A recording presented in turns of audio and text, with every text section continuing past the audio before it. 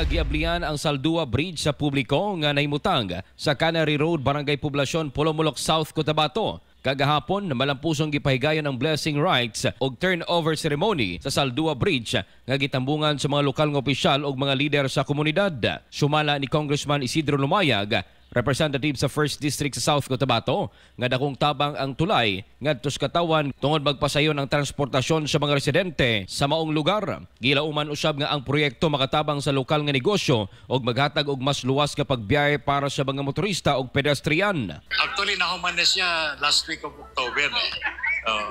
Pero tungod sa curing period, itong pinakalas nga concrete na buhos, kailangan natin 28 days.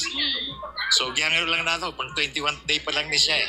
So, napuntay another 1 week pa. Pero, okay naman. Na itong mga engineers sa DPWH, contractor, okay silang pagihan na siya. Pasalamat na sa national government. Kaya pundo ni siya sa national government.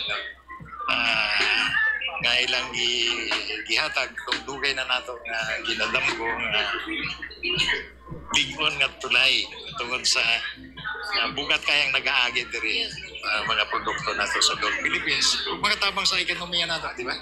Eksakto 6 kabulan ang pagmugna sa mong tulay nga gipondohan og kapin 48 milyones ka pesos. Balita hatod kaninyo sa Santhorn Plus Coffee Mix.